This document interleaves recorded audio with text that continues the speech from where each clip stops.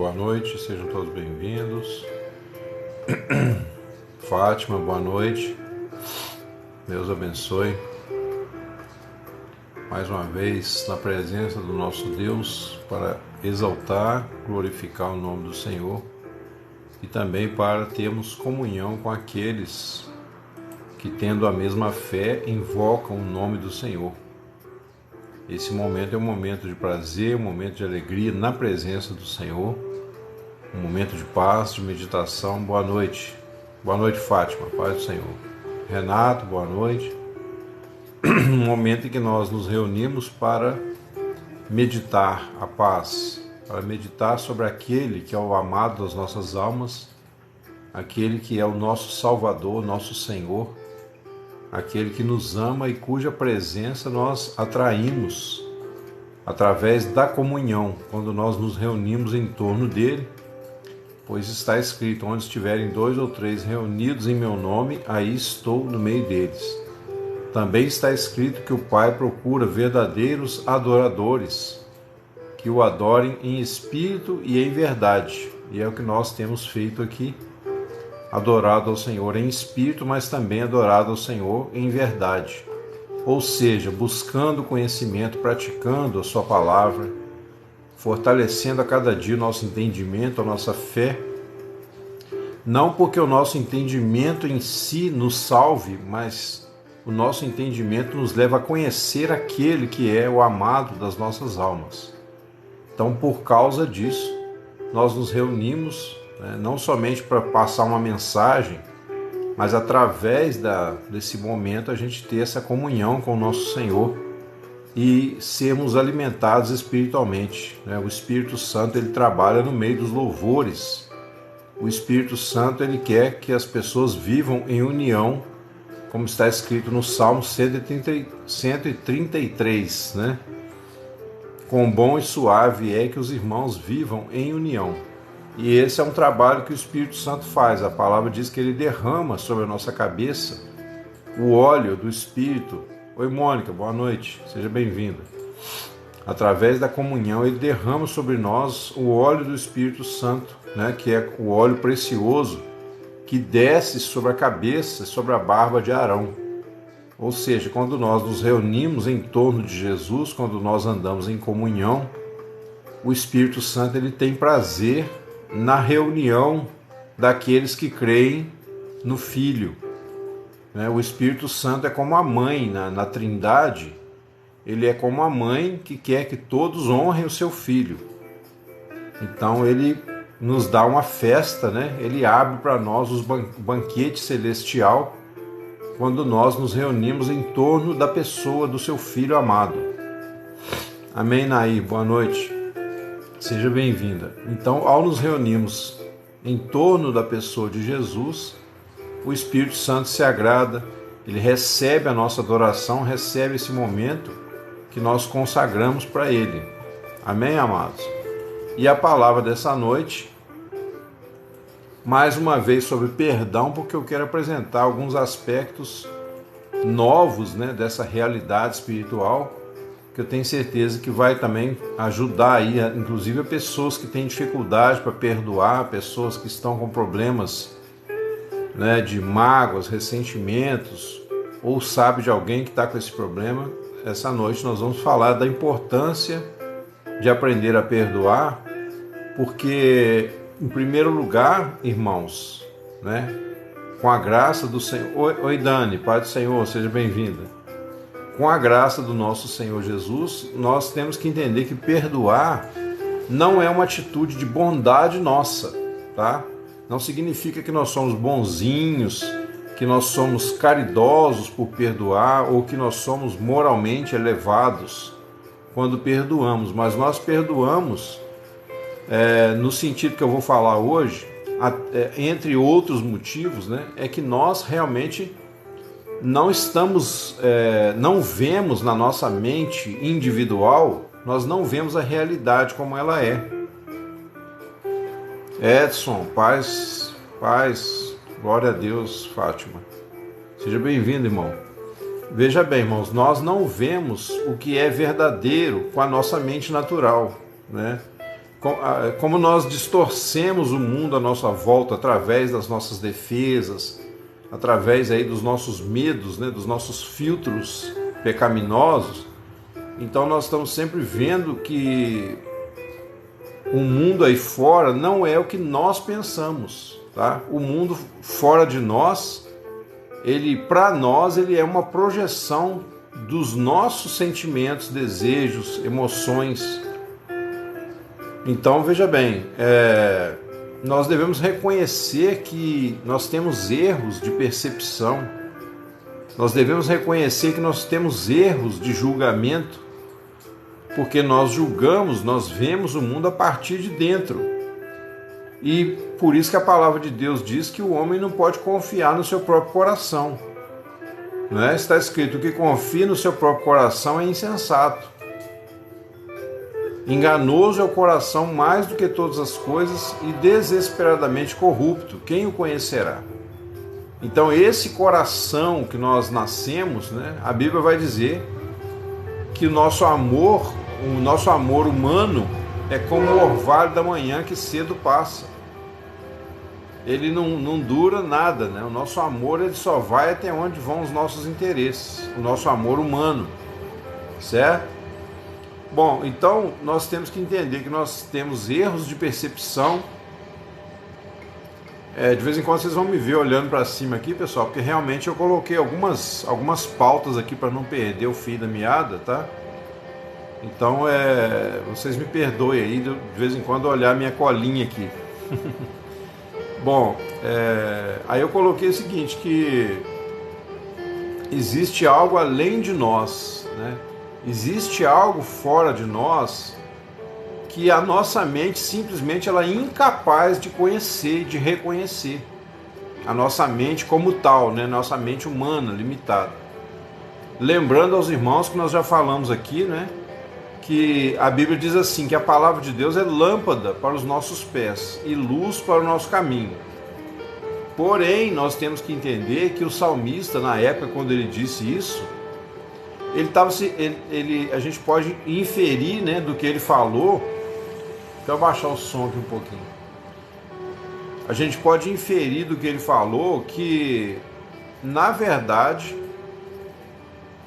a lâmpada naquela época, né, o lampião que você andava segurando, ele iluminava alguns metros à nossa frente ali, mas ele não iluminava todo o caminho.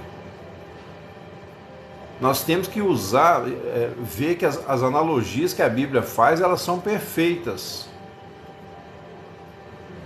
Acho que a dona Delmira entrou aí. Oi, dona Delmira, boa noite, seja bem-vindo. As analogias que a Bíblia faz, né, as comparações, as aplicações de elementos da natureza são perfeitas.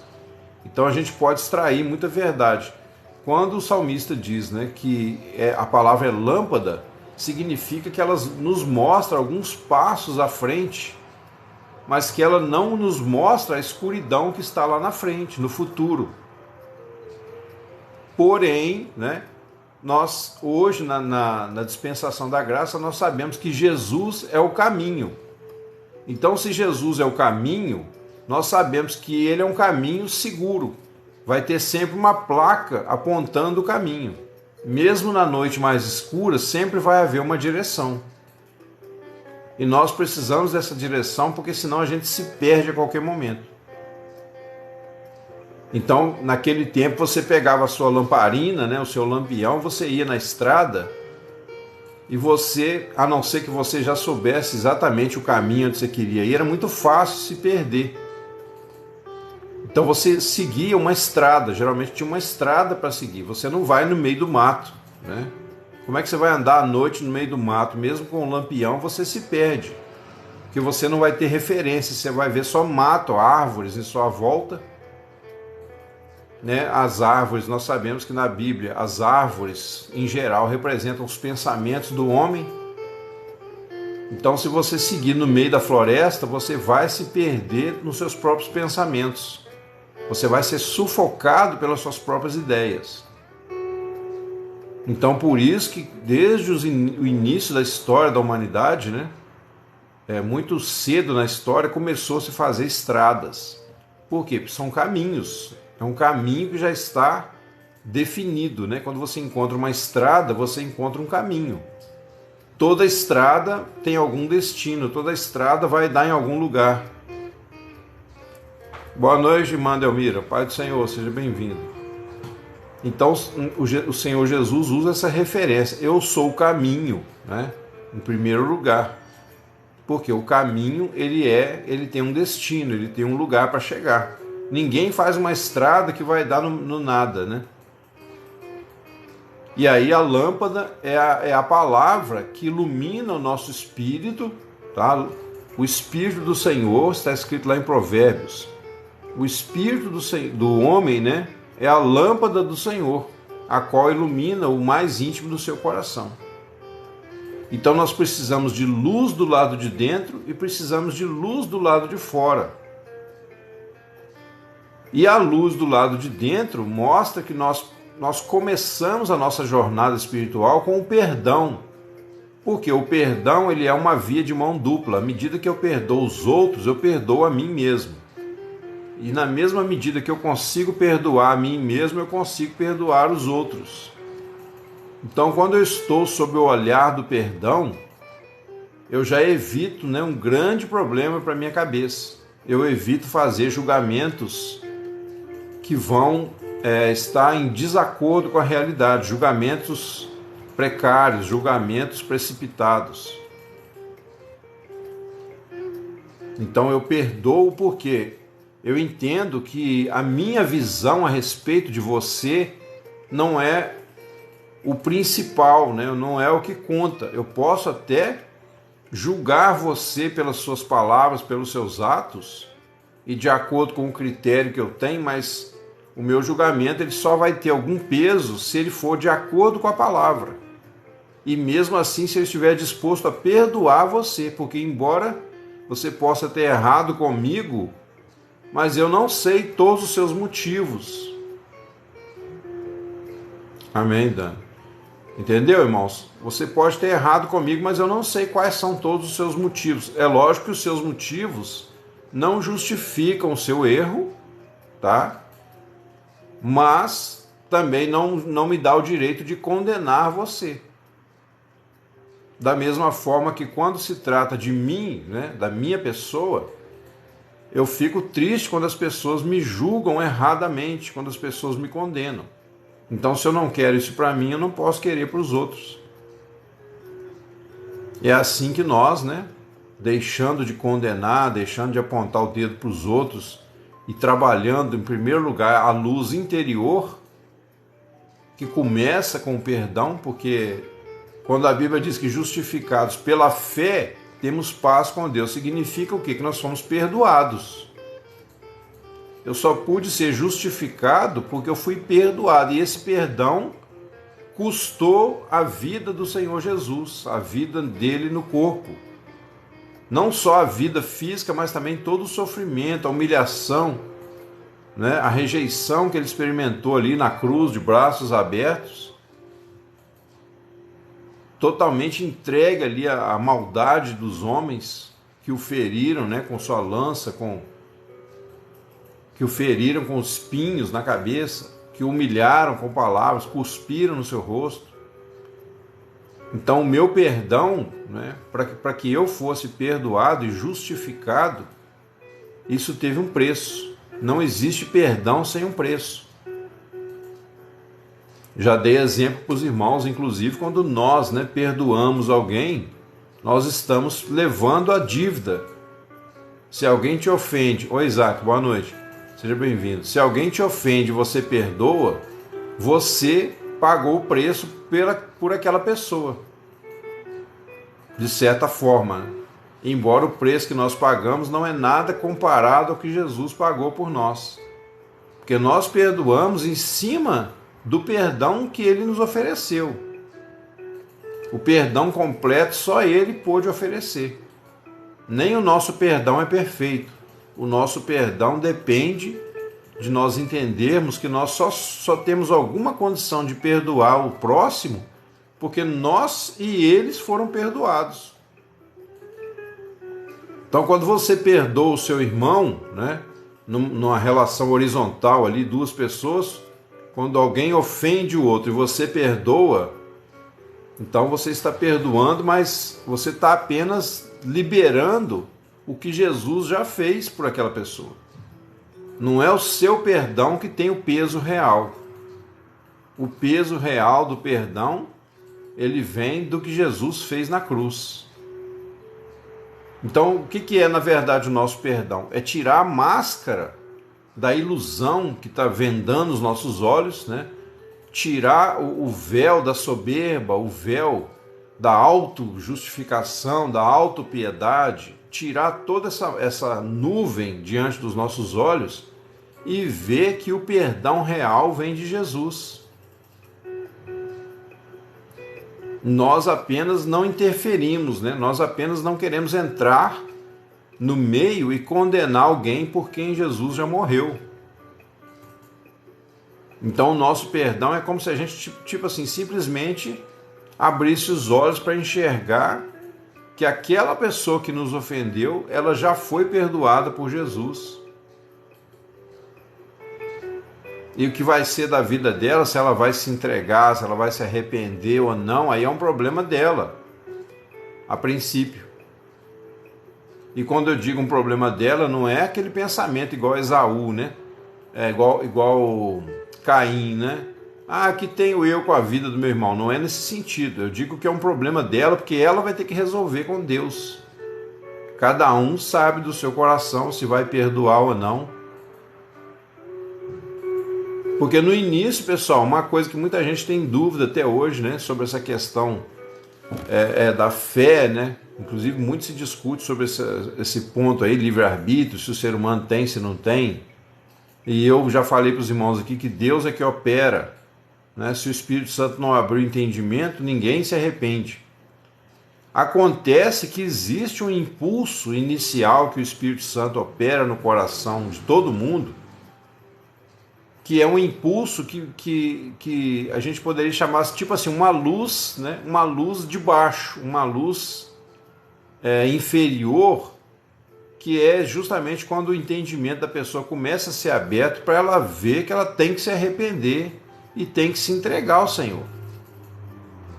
É lógico que quando a pessoa às vezes está numa aflição muito grande, né?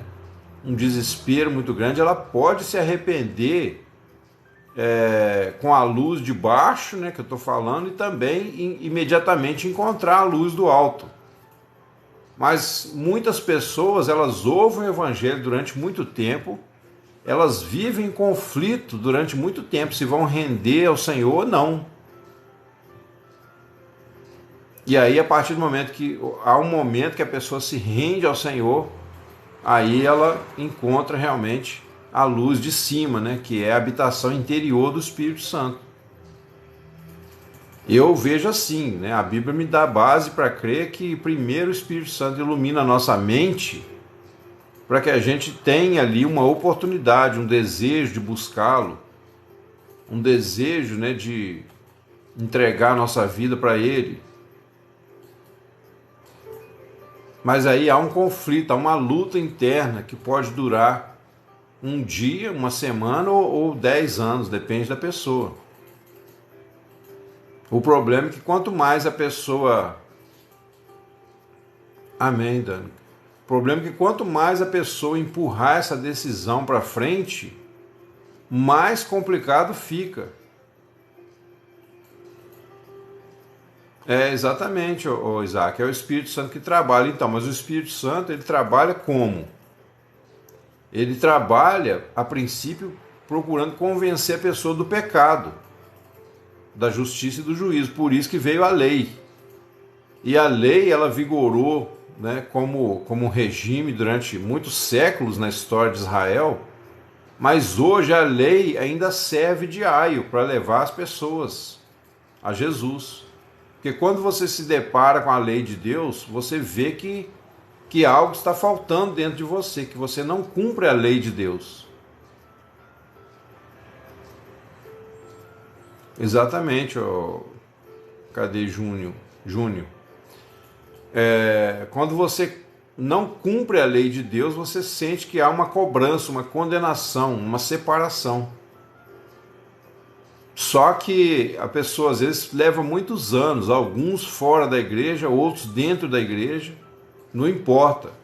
O que importa é que o Espírito Santo trabalha de diversas maneiras para nos levar a essa entrega. E essa entrega começa com o perdão. Então esse é o ponto que a gente está querendo discutir nessa noite. Certo? Amém, irmão. Eu também. Você sumiu. Depois daquele dia que você falou comigo aqui na live, você sumiu. Porque veja bem, irmãos, o famoso ego, né, que a gente tanto fala aqui, que é o velho homem, eu só uso a palavra ego porque é um termo mais atual, ajuda a gente a entender, né? Então o velho homem, esse ego, essa imagem que nós temos de nós mesmos, na verdade ela projeta, né? Ela projeta um mundo lá fora que já foi construído dentro de nós. Nós começamos a construir esse mundo interno antes até de saber falar, né? A criança lá na infância, ela absorve as imagens do ambiente que ela foi criada.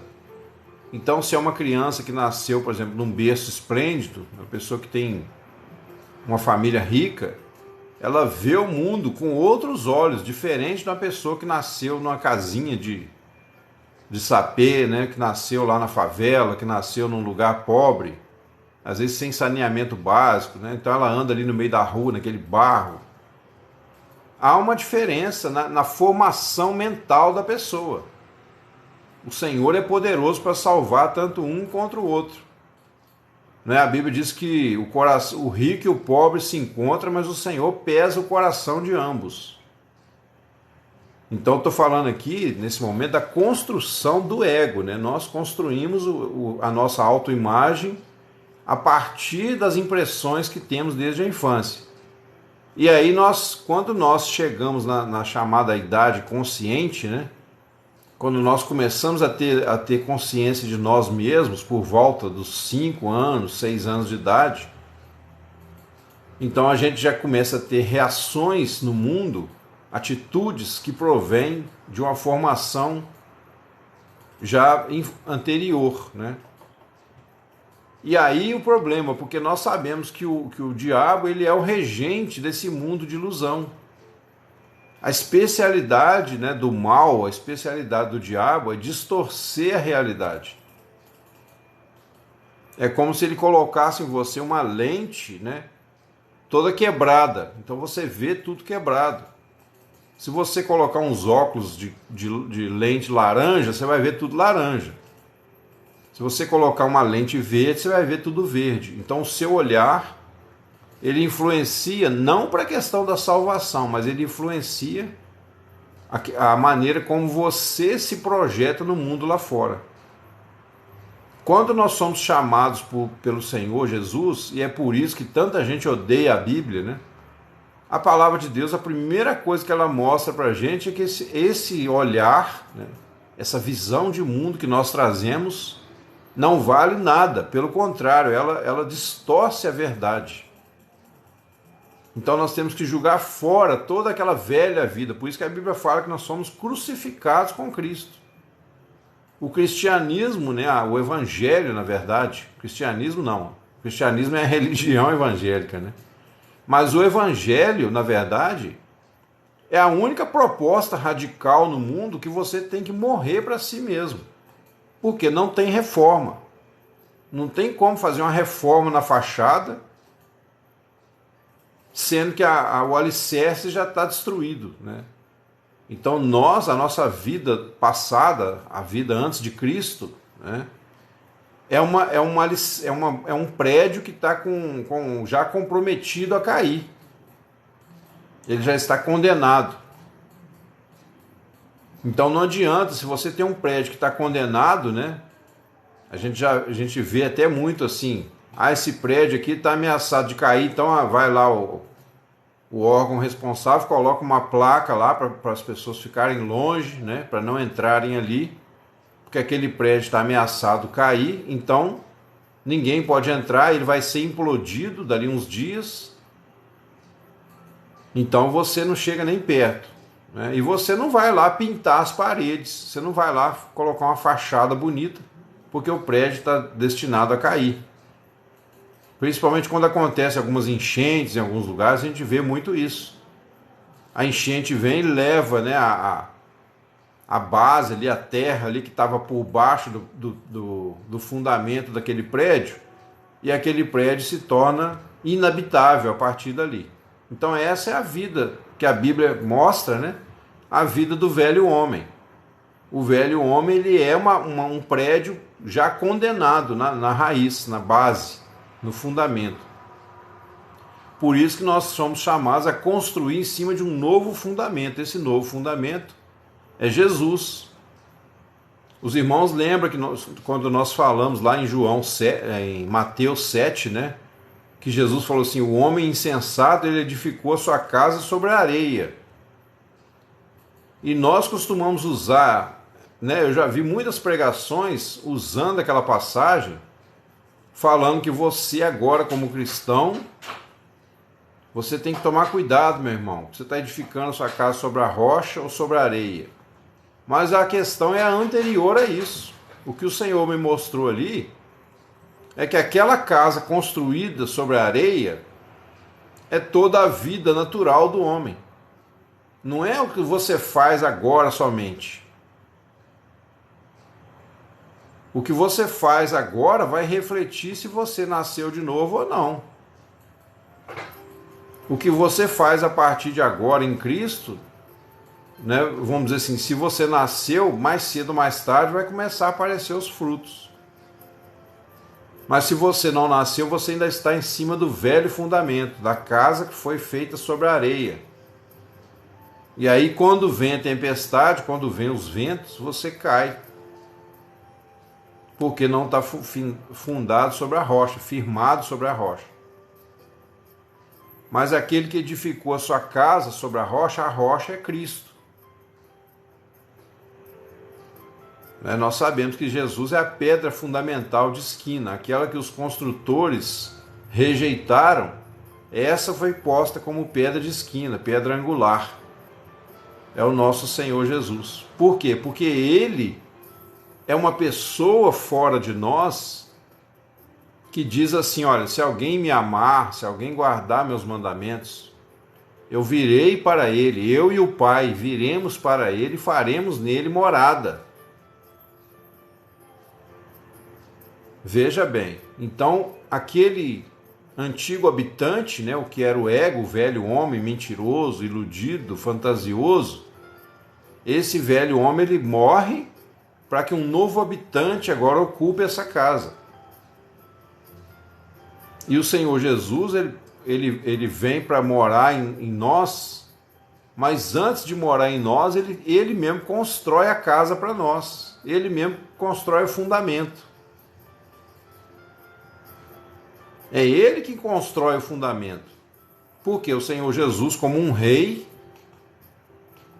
ele não vai, né, entrar numa casa que está prestes a cair.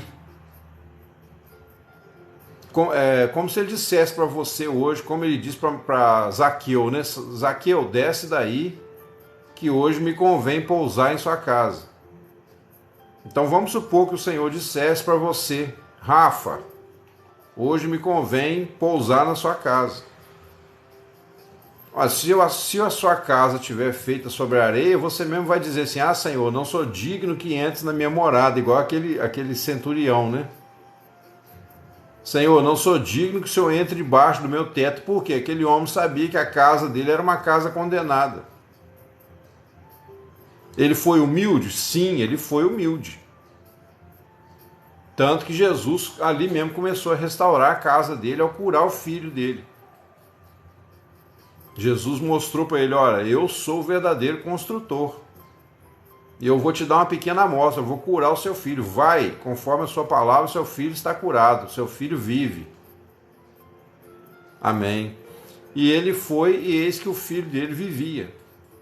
Né? E ele até ficou tão assustado que falou: mas peraí, que hora que ele foi curado? Falou: ontem, tal hora, a febre o deixou.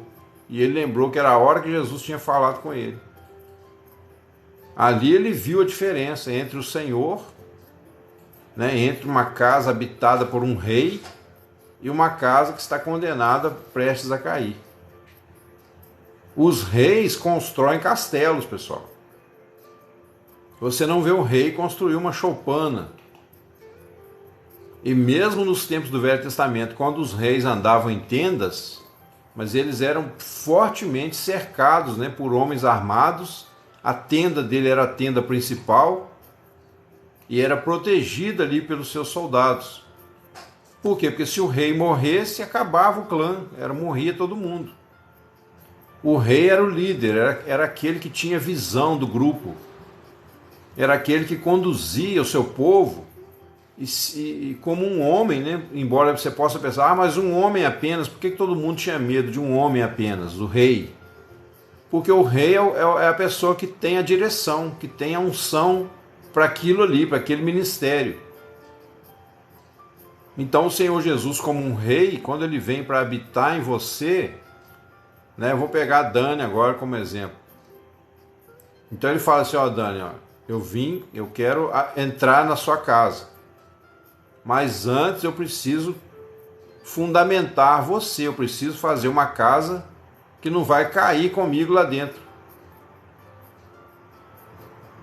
Então cabe a nós fazer o quê? Entregar ao Senhor, falar, Senhor, tá aqui a chave, né, do meu coração, pode entrar que a casa é sua, faz, derruba, arranca tudo, né?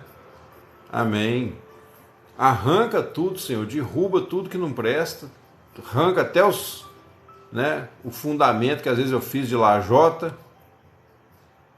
Todos seguem o líder, exatamente. Arranca tudo, Senhor, né? Você vê uma casa de bambu, por exemplo, uma casa de pau a pique, o fundamento dela é o quê? O cara pega ali um toco de madeira, né, geralmente fino, e enfia ali na terra ali 1 metro, 1,5 metro de fundura, mas aquilo ali não aguenta nada. Quando vem uma tempestade, arrasta tudo. Agora, um rei, ele não constrói em cima da areia. Os castelos, antigamente, se você olhasse a estrutura de um castelo, o castelo geralmente era feito em cima de rocha. Ninguém fazia castelo em cima de um terreno arenoso. E os castelos geralmente eram no alto de uma montanha para dificultar o acesso do inimigo.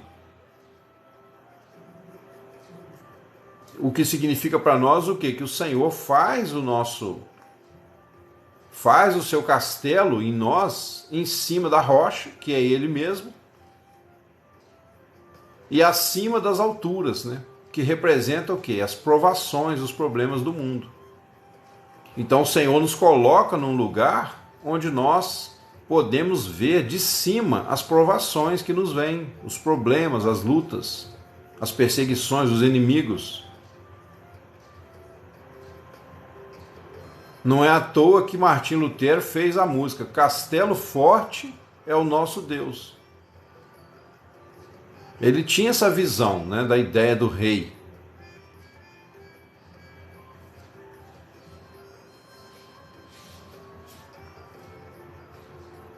Pois é, 30 mil homens na casa de Abinadab para buscar a arca. A rocha celestial é Cristo, Filho de Deus, o fundador eternal que nos levará ao reino do Senhor. Amém, amém, Mônica. Então, amados, veja bem, nós temos que enxergar o trabalho do Espírito Santo no nosso coração nessa noite, é nos fazer enxergar a fragilidade que há em nós mesmos. Nós não somos o fundamento da nossa vida. A Bíblia vai dizer, né, que o ímpio, aquele que vai perecer no final, aquele que vai ficar para sempre longe do Senhor, é a pessoa que confiou no seu próprio coração. É a pessoa, como diz lá em Isaías capítulo 1, né, cujo fôlego está no seu próprio nariz. A pessoa que anda emproada, que anda pelos seus próprios argumentos. Por quê? Não é porque ninguém é melhor do que ninguém, nem pior do que ninguém, pessoal. Deus é tão bondoso, tão justo, que Ele colocou todo mundo na mesma condição. E esse é mais um dos motivos porque muitas pessoas odeiam a palavra de Deus. A palavra de Deus, ela ofende aqueles que se acham superiores. Aqueles que se acham superiores, eles não admitem essa fragilidade própria da criatura. Essa necessidade que nós temos de sermos preenchidos por algo, por alguém maior do que nós. Então, para o perverso, né, a fé é motivo de vergonha, é motivo de fraqueza. Você já deve ter ouvido, eu estou cansado de ouvir, pessoas que falam, esse negócio de religião é para gente fraca, é para gente que não se garante. Esse negócio de religião é para gente que não tem firmeza, que tem medo da vida. Então, para essas pessoas eu diria, você falou tudo, meu irmão. Você falou tudo. Eu não me garanto. Eu tenho medo da vida, dessa vida, né, que a sociedade oferece, obviamente. Eu não confio em mim mesmo, não confio na minha capacidade de julgamento.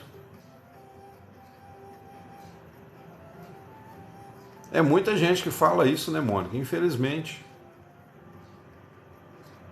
Então as pessoas dizem isso, né? E o diabo usa a boca dessas pessoas porque ele quer que a gente pense assim mesmo.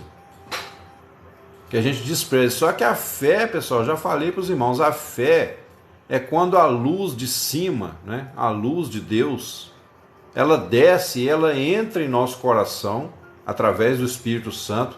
E essa luz do Espírito Santo dentro de nós, ela ecoa, né, ela sintoniza com Deus. Então até o clamor que nós levantamos a Deus é fruto do que Ele faz em nós primeiro. Se você entender isso, você vai dar um salto quântico hoje na sua vida espiritual. Irmão, mas e se eu tenho dúvida? E se eu não tenho, acho que eu não tenho Espírito Santo? Não sei. Então você tem que orar, porque a oração, pessoal, a oração na direção certa, ou seja, você pedir o Espírito Santo para vir habitar em você, essa oração vai ser ouvida.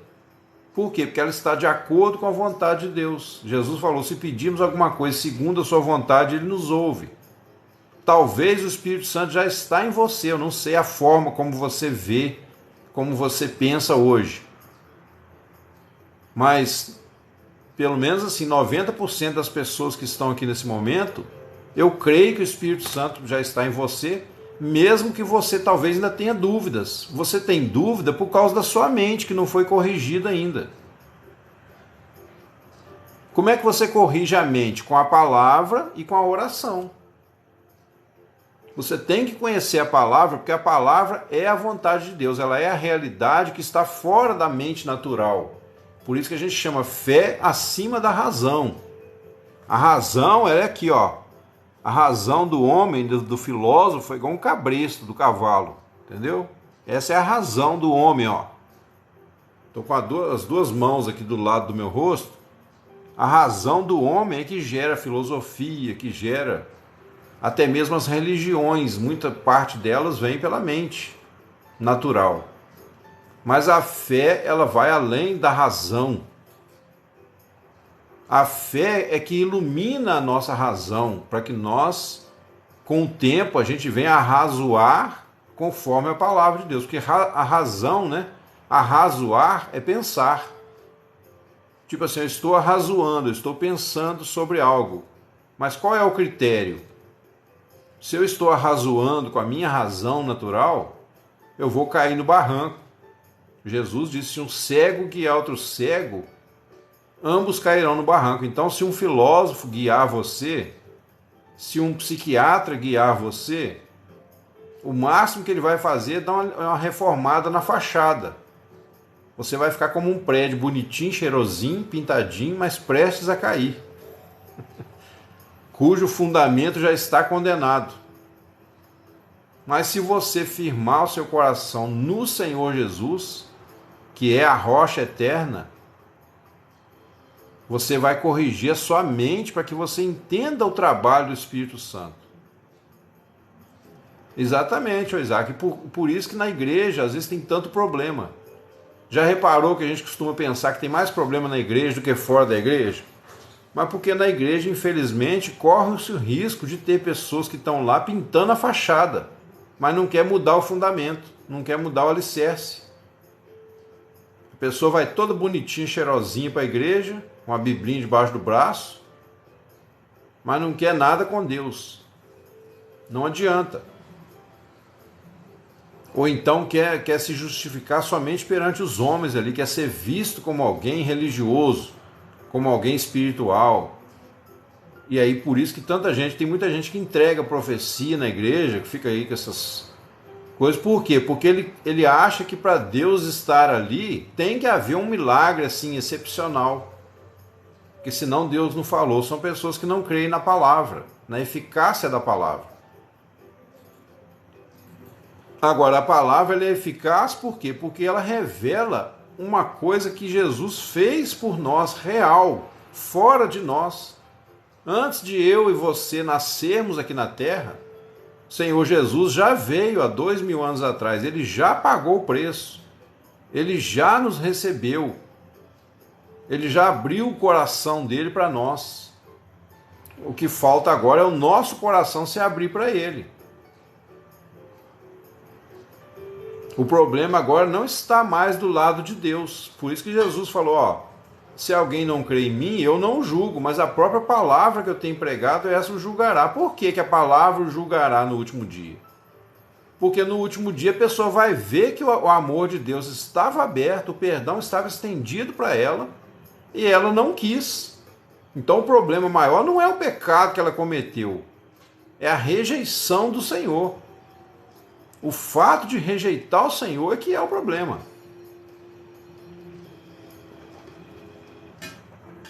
Agora, aceitar Jesus, pessoal, não é só aquela coisa, né, que você vê aí nas igrejas. Quem quer aceitar Jesus, vem aqui à frente. Aí naquele momento bota lá o tecladista fazendo um som bem plangente, né? Só falta tocar a marcha fúnebre, né, para a pessoa chorar. Ou então hoje em dia bota aqueles riffs, né, moderninho lá dos Estados Unidos, um clipe passando atrás assim da tela, né? Já viu igreja assim? Todo mundo cantando em inglês, né? Ninguém entende nada, mas tipo assim, é de Deus, né? Falou que é de Deus, pode cantando em inglês, árabe, russo, e o povo tá lá. Aí naquele clima, né, caloroso, um monte de gente ali, aí o pastor fala, quem gostaria de aceitar Jesus, vem aqui à frente que nós vamos orar. Aí a pessoa, né, às vezes nem quer ir, mas tem um coleguinha que levou para a igreja, vai lá fulano, é o seu dia, toma uma decisão, aceita Jesus. Mas seria cômico, né, Mônica, se não fosse trágico, né? Mas Deus vai perdoar a nossa ironia aqui nesse sentido. Por quê? Porque a gente está falando de uma coisa que, tipo assim, aos nossos olhos, hoje é até engraçado, mas que é danoso, é errado isso, Isaac, exatamente. É o que eu estou dizendo. Então, naquele momento, né, você imagina uma musiquinha de fundo, né? Os músicos tocando, às vezes cantando, um dia de Santa Ceia, aí o pastor faz o apelo, quem gostaria de aceitar Jesus, vem aqui à frente. Por acaso eu estou criticando o fato de alguém aceitar Jesus ali naquele momento? Não, pode acontecer que você já está quebrantado, você vai lá na frente, né? Você fala, eu quero, e aí, amém, glória a Deus. Infelizmente, tem o teatro, né? Porque tudo que é externo, ô Mônica, tem como o diabo imitar, tem como a nossa carne imitar. Tudo que acontece do lado de fora pode até ser verdade, mas você não pode fundamentar naquilo que você está vendo.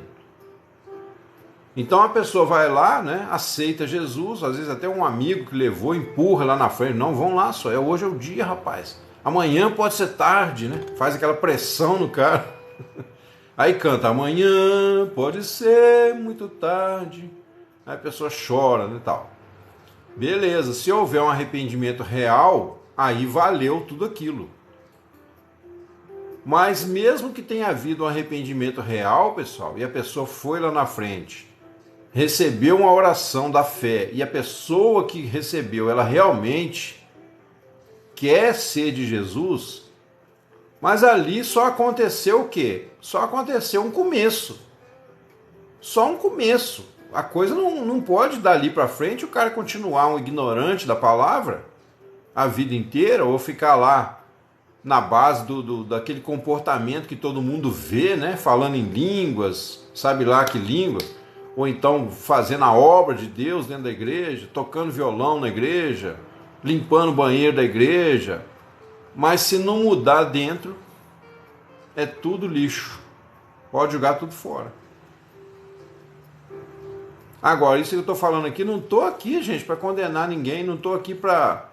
Né? Vamos supor que você que está me ouvindo passou por uma experiência dessa e você fala, poxa, mas eu aceitei Jesus na igreja.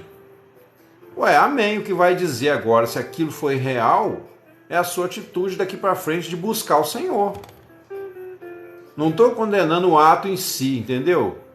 A gente acha engraçado, né, ô Mônica? Igual você falou aí que estava rindo. Eu entendi. A gente acha engraçado é quando a pessoa fica só nisso. Aí a coisa fica engraçada mesmo. Para não dizer que é trágico, né? O ser humano, infelizmente, ele gosta muito da aprovação dos outros. Se você estiver vivendo em função de aprovação dos outros, você ainda não entendeu o que é ser cristão. Você não pode viver pela aprovação dos outros. Você tem que buscar a mudança interior quando ninguém está te vendo. Por isso que Jesus falou, entra no teu quarto, fecha a porta e ora, né, ao teu Pai que vem em secreto. E o teu Pai que vem em secreto te recompensará publicamente. Por quê? Porque ali vai ter uma mudança real, se você fizer.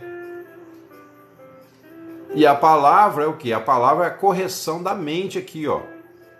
Porque o Espírito Santo pode já estar trabalhando em você, mas você está aí cheio de dúvida, cheio de medo, porque não conhece a palavra. Exatamente, Mônica, é triste mesmo. Mas o que acontece? Tudo isso que a gente está falando, igual você falou aí, permanecer na graça, é um conceito que tem que ter um fundamento. O que é permanecer na graça? Né? Para a pessoa permanecer na graça, ela tem que conhecer a verdade. O que é a graça? Como permanecer na graça? O que Jesus fez para que essa graça esteja acessível a nós hoje? E isso é o fundamento da fé, irmãos. Na nossa mente, né? Porque o fundamento verdadeiro é Jesus. Jesus pode salvar a pessoa na última hora, como fez com o ladrão da cruz. Aquele ladrão não conheceu as cartas de Paulo. Aquele ladrão não teve tempo de ler Romanos, Efésios, Colossenses. Mas ele morreu como um condenado, né? Como eu sempre digo aqui, morreu todo estrupiado lá na cruz. Condenado como ladrão. Ninguém aqui quer isso. Então, se nós temos tempo, temos oportunidade, né, de conhecer a palavra, o Senhor vai cobrar mais de nós do que cobrou do ladrão da cruz. Eu não queria estar no lugar daquele ladrão. Eu já vi gente falando assim, irmão, eu queria tanto estar no lugar daquele ladrão da cruz. Até eu vi uma vez um pastor dizendo assim, aquele ladrão da cruz é praticamente o único que a gente tem certeza na Bíblia que foi para o paraíso. Pessoa ignorante, achando que estava abafando ali, falando bobagem, incentivando as pessoas a ser ignorante, né? Porque quando você fala isso dentro de uma igreja, se o povo não tiver instrução, você vai ouvir um monte de glória, de aleluia, de bobear nego, jogando até a Bíblia para cima. Né? Como diz aquela musiquinha, joguei meu chapéu para cima para ver onde ele caía. Vai ter gente jogando até o chapéu para cima dentro da igreja. Mas não vai encontrar nada porque está esperando morrer igual o ladrão da cruz. Falou, então filho, vai assaltar banco. Vai assaltar banco, né? A hora que você for preso, tiver no último dia da sua morte, aí você invoca Jesus, se você se arrepender naquele momento, né? Aí morre e vai para o céu, mas vai chegar lá liso, sem um tostão furado no bolso. Estou falando em termos de galardão, né, espiritual. Aquele ladrão foi um caso extremo, foi um caso de misericórdia naquele momento, ele se arrependeu. Agora, nós temos uma oportunidade todos os dias. Porque, na verdade, irmãos, se a gente pensasse assim todo dia, né, como se a gente estivesse na cruz, porque Jesus não falou, toma a sua cruz. Então, se você estiver na cruz hoje, você vai ter a mesma humildade que aquele ladrão da cruz teve. Falou assim, ó, estou aqui porque meus pecados merecem. Mas lembra-te de mim quando entrares no teu reino. Você vai andar com essa atitude diariamente no seu coração. Olha que interessante. Jesus não falou, negue-se a si mesmo, toma a sua cruz e siga-me. Aqueles dois ladrões, provavelmente, eles trilharam ali uma parte do caminho junto com Jesus. Chegaram lá no Gólgota, os três juntos, cada um arrastando a sua cruz. E foram ali pregados na cruz ao lado do Senhor. Então esse ladrão que nós conhecemos como Dimas, né, o bom ladrão, como diz a Igreja Católica, né, pula essa parte, mas o bom ladrão, né, o ladrão que se arrependeu, ele estava ali pregado na cruz. Mas aquela cruz que ele foi pregado não era a cruz de Jesus, era outra cruz. Então aquela não valia. Agora, ele invocou o Senhor, né? Senhor, lembra-te de mim. Às vezes na hora da morte não arrepende, né, Fátima? Se a pessoa ficar rejeitando o Senhor na hora da morte, ela vai ficar mais revoltada ainda. E é uma roleta russa, né? É uma roleta russa a pessoa achar que vai arrepender na última hora. Porque o arrependimento não é uma coisa que vem na hora que a gente quer. Agora, eu digo assim, se nós como cristãos, como é que a gente faz, pessoal, inclusive para gerar arrependimento em nós? A palavra. Temos que ler a palavra, inclusive para a palavra gerar arrependimento verdadeiro em nós. Porque quando nós nos deparamos com a santidade da palavra, pelo contraste nós vemos a nossa sujeira. Então aí a palavra, Jesus disse assim, ó, toma a sua cruz e siga-me em direção ao Calvário, né? Ou seja, em direção à sua morte, a morte desse ego, desse velho homem. Então se você hoje estiver na cruz, se você tomar uma atitude assim, Senhor, eu tomo minha cruz, então você poderá dizer, Senhor, lembra-te de mim quando entrares no teu reino. Ah, irmão, mas e se amanhã de manhã eu acordar de novo? É mais um dia, de novo o Senhor está dizendo, toma a sua cruz.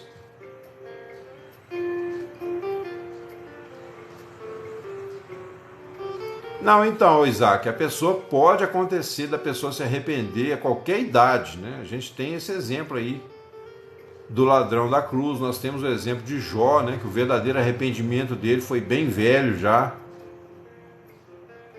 Nós temos o caso de Moisés, que levou 40 anos para ser quebrantado por Deus.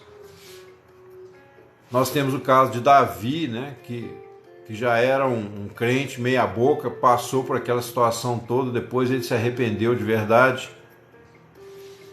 Exatamente. Então assim, esse arrependimento definitivo, ele tem que entrar em nós, mais cedo ou mais tarde, senão não há esperança, não há garantia de que fomos realmente salvos. Uma das características da salvação é que a gente se lembra diariamente, né, do que Jesus fez por nós. A nossa mente ela está focada no Senhor Jesus, porque Ele é o nosso fundamento. Ele é a morte do nosso velho homem. Ele também é a ressurreição. Então, quando eu tomo a minha cruz, né, e eu tenho a atitude daquele ladrão, talvez até aconteceu aquela situação daquele ladrão na cruz para deixar um exemplo para nós, para a gente poder fazer essa aplicação da verdade, né? Então aquele homem disse: Senhor, lembra-te de mim. E Jesus liberou perdão para ele naquele momento. Só a frase de Jesus, né? Uma frase que Jesus falou para ele: hoje mesmo estarás comigo no paraíso. Mas não é uma frase, não é que aquela palavra de Jesus tinha um poder mágico, místico. Jesus disse isso porque é como se ele dissesse assim: olha, eu estou pagando o preço por você também. A minha morte aqui nessa cruz, né, poderia ter livrado inclusive você dessa cruz física aí, se você tivesse se arrependido antes. Mas enquanto você estava lá roubando, matando, eu estava pregando o evangelho. Onde você estava? Você estava lá matando, assaltando os outros na beira da estrada. Naquela época tinha muito esse negócio de bandos, né, que se reuniam em beira de estrada, assaltava caravanas, assaltava as pessoas que passavam. E aquele ladrão, embora também pode ser que ele tenha ficado preso alguns anos, a gente não sabe. Não sabemos se ele foi preso, né, se ele cumpriu cadeia. Mas seja o que for, enquanto Jesus estava pregando o evangelho, aquele homem estava ou preso, quer dizer, impossibilitado de ouvir, e talvez ele ouviu da boca para fora, mas começou ali um conflito no seu coração, né? Ou ele foi pego de repente, em flagrante, e foi condenado à morte. E como Deus já conhece o coração dele, ele foi crucificado justamente no mesmo dia, ao lado do Senhor Jesus. Nesse sentido, ele teve uma graça especial. Mas o fato de ser uma graça especial não foi melhor para ele do que pode ser para nós. A graça que garantiu a entrada daquele ladrão no paraíso é a mesma graça que nos alcança hoje. Jesus não julgou em rosto dele nada que ele fez. Jesus não oprimiu, não atacou aquele homem. Falando, né? Se Jesus fosse igual a gente, né? Você imagina. Falou: você, seu ladrãozinho de galinha, seu assaltante, você está querendo perdão agora, rapaz? Enquanto eu estava pregando o evangelho, você não quis me ouvir, você estava lá fazendo as suas tretas lá, os seus trambiques. Mas não, pessoal, Jesus não veio para condenar, ele veio buscar e salvar. E o perdão é a porta de entrada. Mas nesse aspecto que nós estamos falando hoje, o perdão também é necessário justamente por causa da ilusão da nossa mente.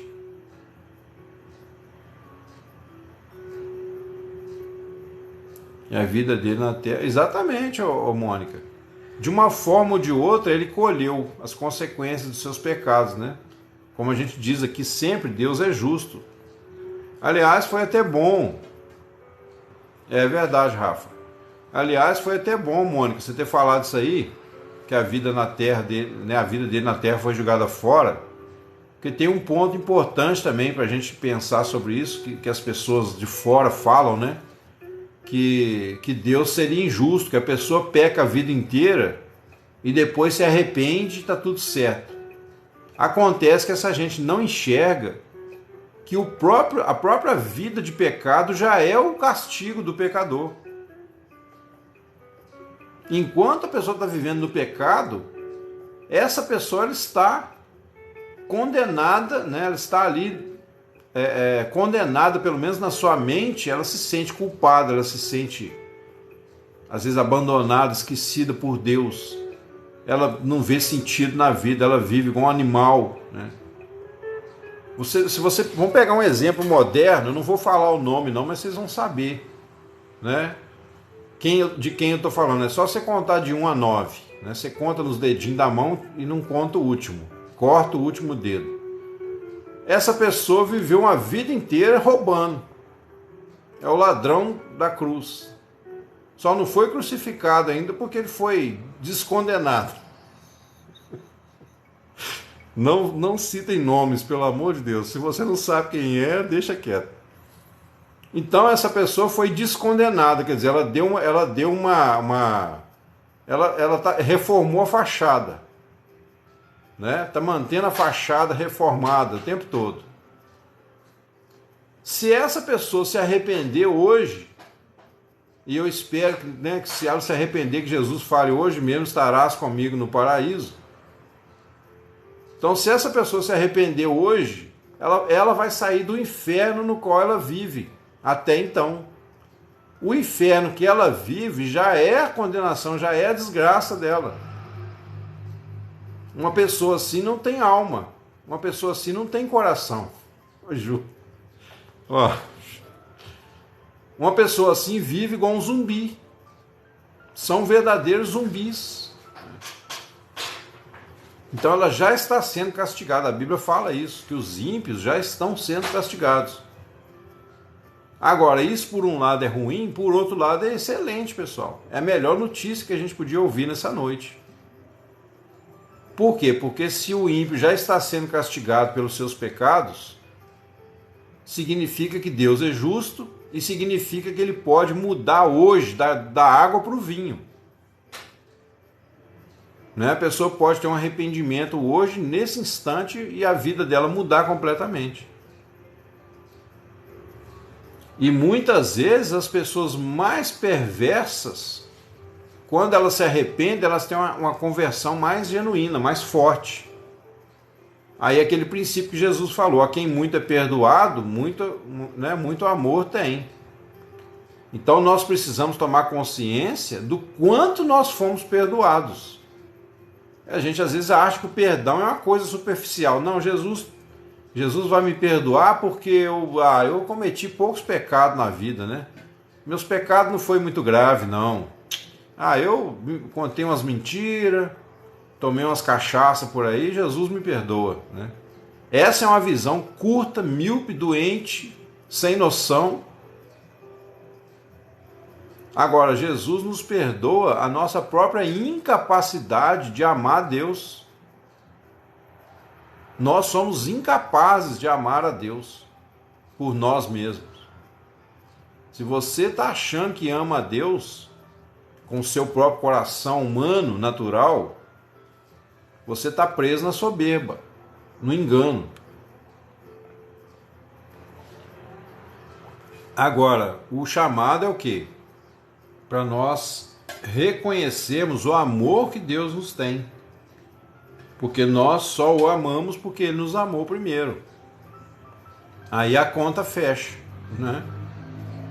Então, assim, como eu falei, pessoal, esse mundo que a gente vê aqui, ó, a partir dos nossos olhos, tem que ser sincero de coração.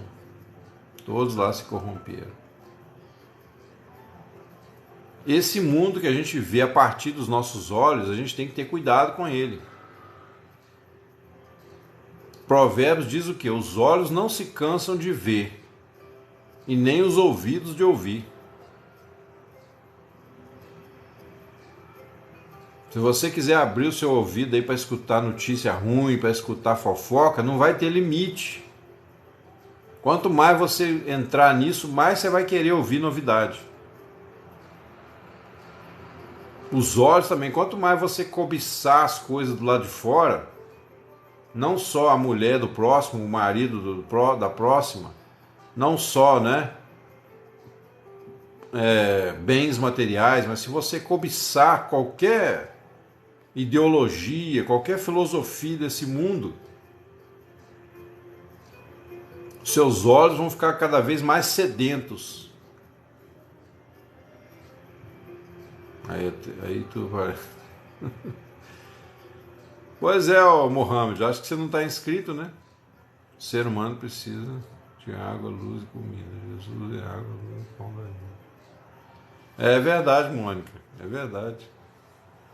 As nossas necessidades básicas no corpo, elas simbolizam, né, as nossas necessidades espirituais. É isso que a Mônica está dizendo aí. O ser humano precisa de água, Jesus é a água. da palavra. O ser humano precisa de luz, Jesus é a luz da vida. O ser humano precisa de comida, Jesus é o pão verdadeiro, que desce do céu e dá vida ao mundo. Justamente, ô Mônica, porque Deus criou as nossas necessidades físicas como um exemplo, uma figura, um tipo das nossas necessidades espirituais. Lembra que eu falei que a verdade de Deus é igual as camadas de uma cebola? Se você entender isso, que até o próprio... Teve um egípcio antigo, um mestre desses de como é que fala? De misticismo, né? É lógico que eu não endosso tudo que ele fala, não.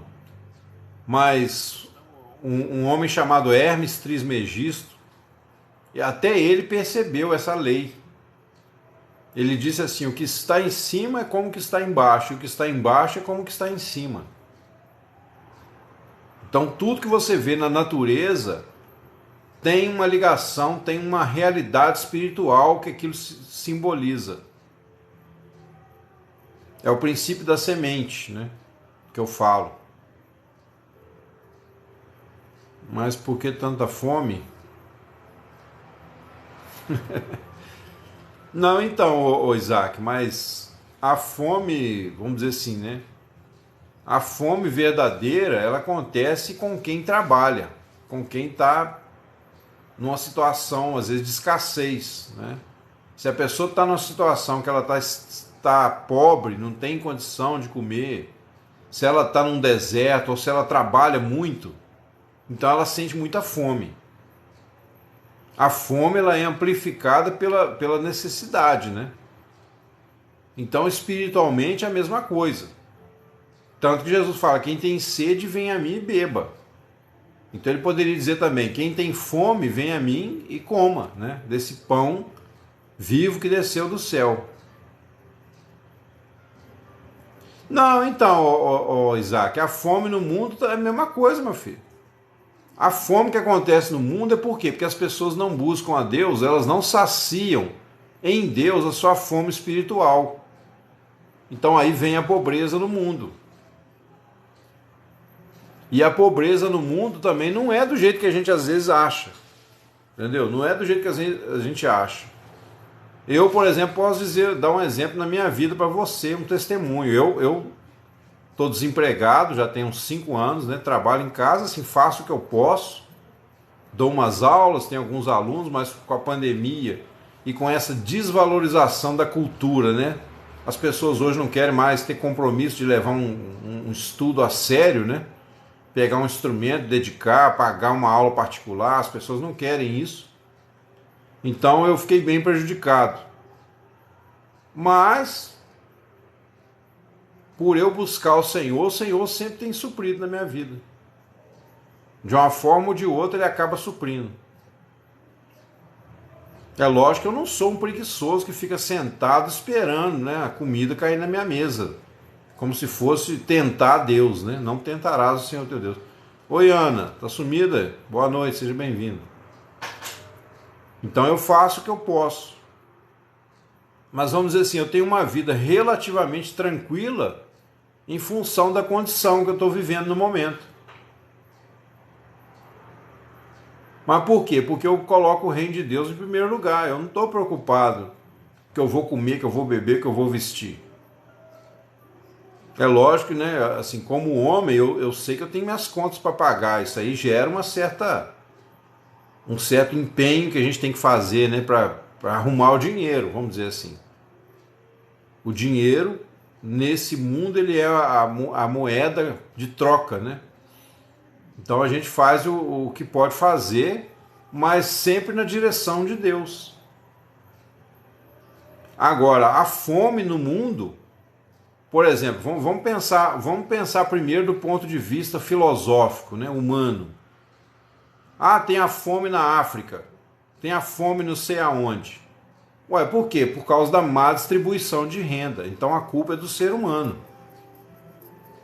Se você olhar mesmo do ponto de vista natural, sem usar a Bíblia, o problema da fome no mundo é que uns têm um olho grande demais, uns comem demais, Uns guardam, armazenam bens que eles nem nunca vão usar na vida, por causa da sua ganância. Oi, Vicente, boa noite, seja bem-vindo, irmão. Entendeu? Então a culpa da fome no mundo não é de Deus, é dos gananciosos. É a má distribuição da riqueza. A terra, Deus, né, é inteligente, bondoso o suficiente, deixou riqueza para todo mundo. Riqueza em abundância. Todo mundo na terra, todo ser humano na terra poderia ter uma condição financeira excelente. Tem que guardar o azeite também. Eu não entendi o que você quis dizer nessa analogia aí, mas se você quiser explicar. Mas veja bem, todo ser humano na terra poderia ter uma condição financeira excelente. Se a gente fosse pensar em termos de salário, né, só para a gente ter uma ideia. Vamos supor que cada ser humano no mundo hoje, se a gente fizesse só uma comparação, pudesse ter um salário aí de 50 mil reais por mês. Estou falando assim, se fosse basear na distribuição da riqueza que há no mundo para cada pessoa. Oi, Cleonice, seja bem-vinda. Pai do Senhor.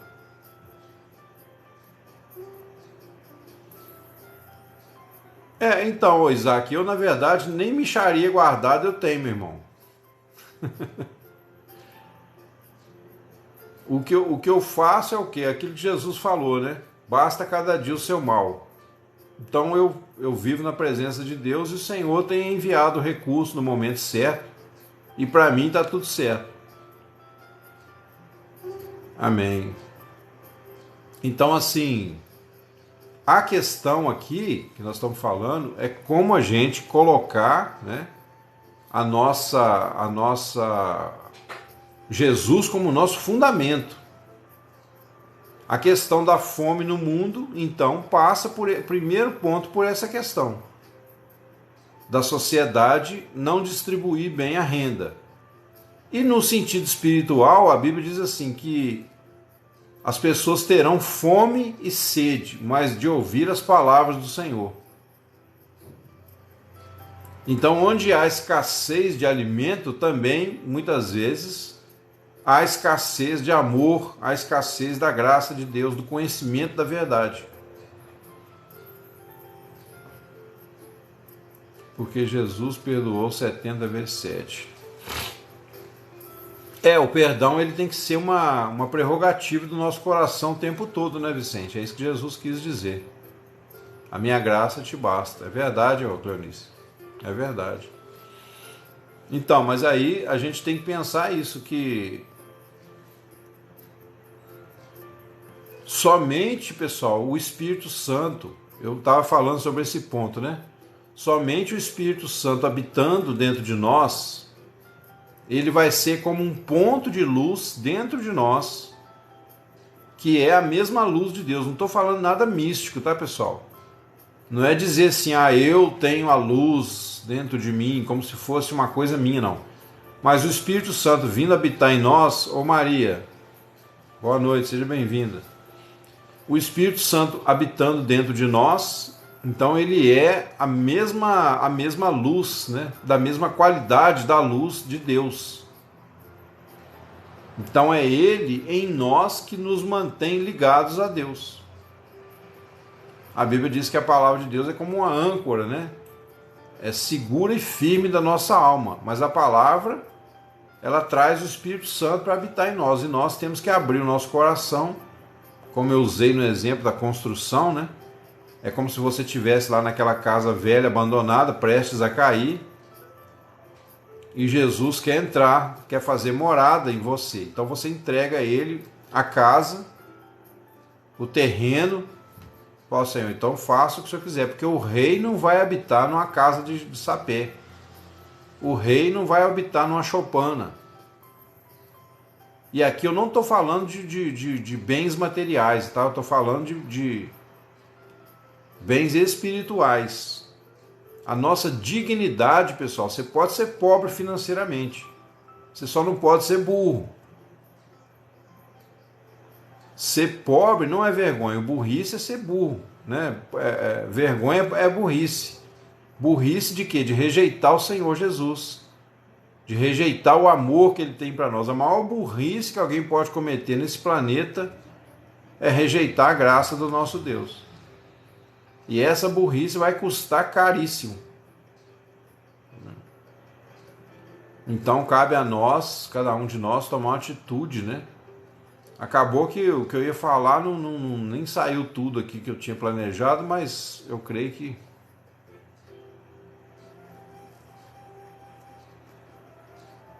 Não, eu sei, ô Cleonice, eu entendi. Eu entendi.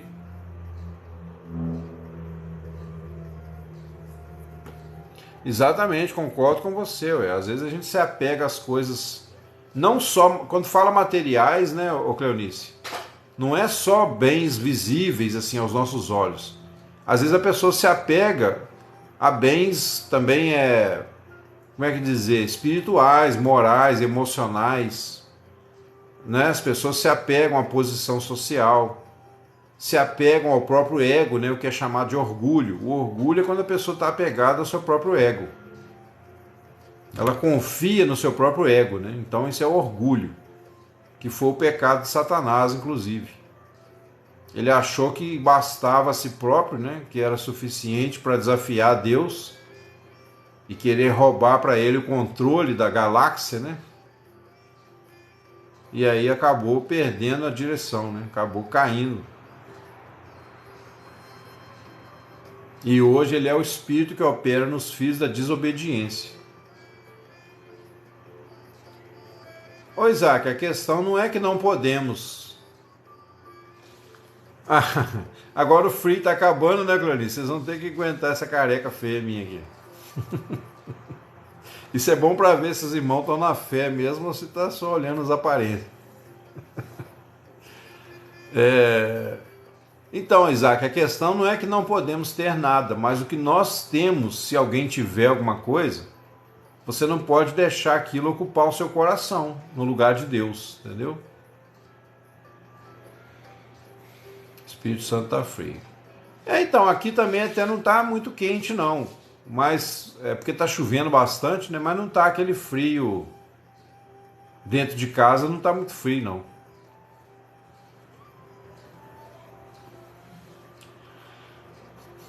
Mas então é isso, amados. Eu quero pedir perdão aos irmãos, tá? Hoje eu não vou me demorar. Não vou cantar também aqui, não vou tocar o violão. Eu tô com a unha quebrada aqui, minha unha lascou, tá bem enjoado, né? A garganta também não tá muito boa, não sei se foi alguma poeira que eu respirei hoje. E tô bem cansado também. Aí eu quero pedir perdão aos irmãos, né? Vou encerrar a live um pouco mais cedo.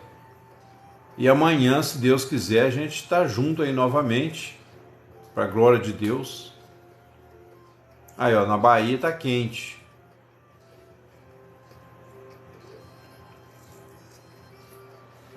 Amém, ô Vicente. Eu acho que foi alguma poeira que eu peguei aqui, de alguma coisa que eu fiz aqui em casa. Ô Cleonice, eu tenho orado pelo presidente, né? Porque ele está presidente, mas ele é o presidente que nós apoiamos. Eu tenho orado todos os dias. Já tem alguns dias já que eu entrei nesse propósito, né? Tenho orado, inclusive, por ele, pelo nosso país, né? Para que Deus tenha misericórdia de nós. Para que o comunismo não venha nos perseguir, né? Essa eleição é decisiva para nós cristãos. Ela é muito importante. E aí eu peço a vocês que orem também. Você que tem a mesma visão, né? Oremos pelo nosso presidente, oremos. Entendeu? Se fosse um outro presidente também, pessoal, eu ia orar do mesmo jeito, entendeu? Tanto que quando entrou em 2003, né, o que seria a ruína, eu comecei a orar a Deus também, para ter misericórdia do Brasil. Jejum e oração. Amém, Rafa.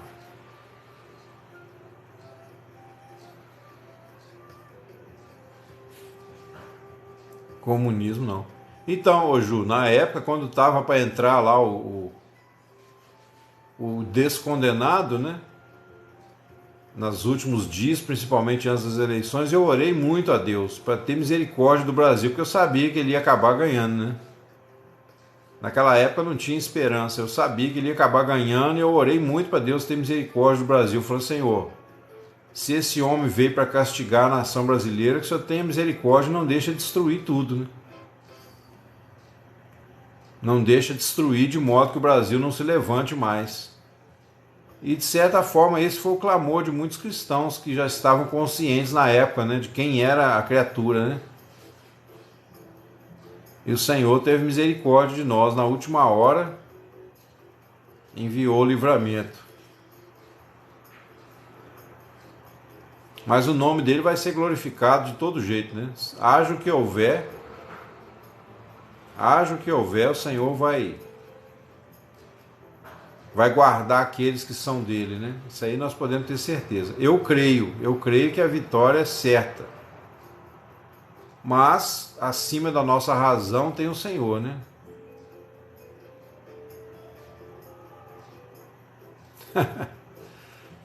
É ele que lute, né, Mônica? Ele que lute. Cremos pela fé. Isso mesmo, Vicente. Verdade, Fábio. Ele que lute. Não tem um ditado agora aí que diz? Né? Mas, amados, nós confiamos. Eu quando oro, né, eu confio não é nem na multidão que a gente vê na televisão. Eu confio no Senhor mesmo. Eu não ponho nenhum argumento humano para orar pelo nosso presidente, entendeu? Eu oro confiando unicamente no Senhor. Lembra que eu falei que não há outros deuses diante do Senhor? Então não vou presumir no meu coração que já ganhou, porque não vou pôr, né, no meu coração que ele já ganhou, que está garantido, porque tem uma multidão. Não, eu não confio nisso.